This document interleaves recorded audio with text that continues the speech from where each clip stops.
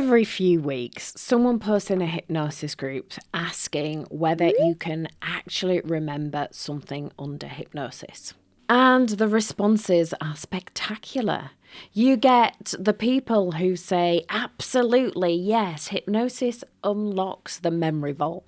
Everything you have ever heard or experienced is stored in the super subconscious. Then you get the other lot who respond as though the original poster was suggesting something criminal. The actual answer sits somewhere in the middle, which is where most interesting answers live, and which nobody in a Facebook group has ever been interested in. So let's do it properly.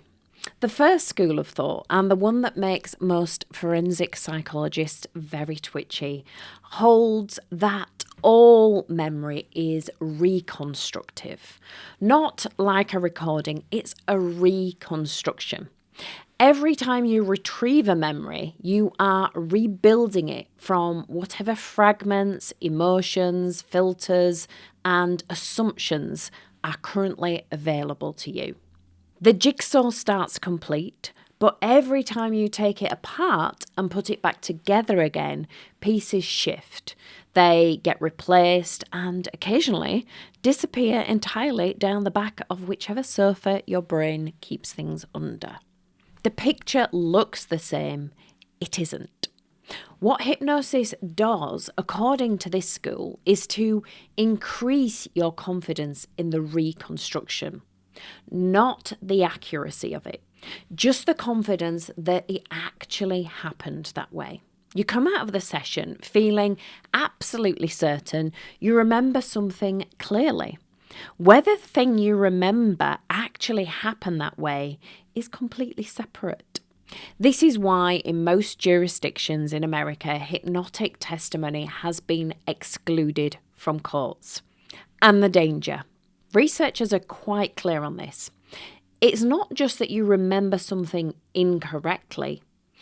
It's that you become absolutely convinced that you haven't. The second school of thought doesn't argue with any of that. It simply asks a different question. What if the problem isn't retrieval capability? What if it's retrieval conditions?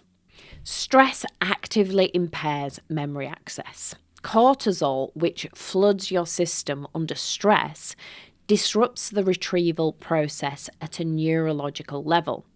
This is not contested. You already know this from your own life. You walk in a room and you go completely blank. Walk back out and immediately remember what you came for. Doorways wipe memory. It wasn't the room that was the problem, it was your stress state that was the problem. Hypnosis in this framework doesn't improve memory, it changes the conditions under which you're trying to access it. Calmer state, less cortisol, less interference, narrower focus, different associations. The memory may have been there, you just couldn't get to it because you're essentially trying to find something in a room where someone kept moving everything 2 inches to the left every time you blinked. Those are two completely different claims. And conflating them is where most of the arguments in these Facebook groups is actually coming from. Now, I had a client many years ago. We were about to do a session and she just asked me if at the end I could just tag in a suggestion that she would remember where her passport was. She had lost it and she was really stressed, supposed to be going on holiday. We did the session and at the end I said, as soon as you go home, you will remember exactly where you'd put your passport. That was it.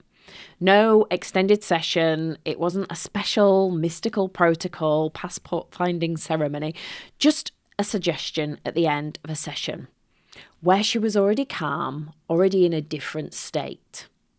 She went home, walked straight in and knew exactly where it was. Now, was that because hypnosis somehow improved her memory? Or was it because she spent weeks searching in a cortisol-flooded panic, and the moment that state changed, the information she already had became accessible. And I'll leave that one as an exercise for the Facebook group. The stakes are everything here. That's the distinction most people arguing about this are skipping straight over. Finding a passport is a low-stakes retrieval task. Either the state helps and you access the information, or it doesn't. Nothing is contaminated, nothing is at risk in either direction. Recovering a memory that will be used as evidence or that will inform a significant decision about your life or someone else's is a completely different category. Because in that context, confidence is not accuracy. Any practitioner who doesn't know the difference between those two things is a problem.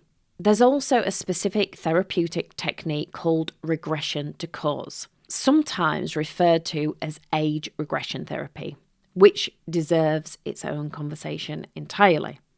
But it's worth mentioning here. If standard recovered memory therapy has a troubling history, regression to cause occupies an even more contentious space, precisely because it's designed to go deeper, to regress a client to an earlier age to locate a supposed root cause problem. The potential for false memory creation in that context is not theatrical, it's documented. We'll come back to that separately because it's very important.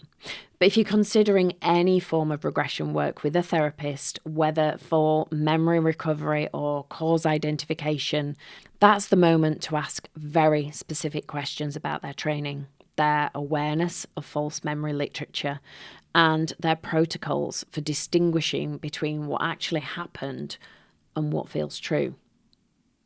So, can you remember something under hypnosis? Possibly. If the barrier was a stress state rather than an absence of information.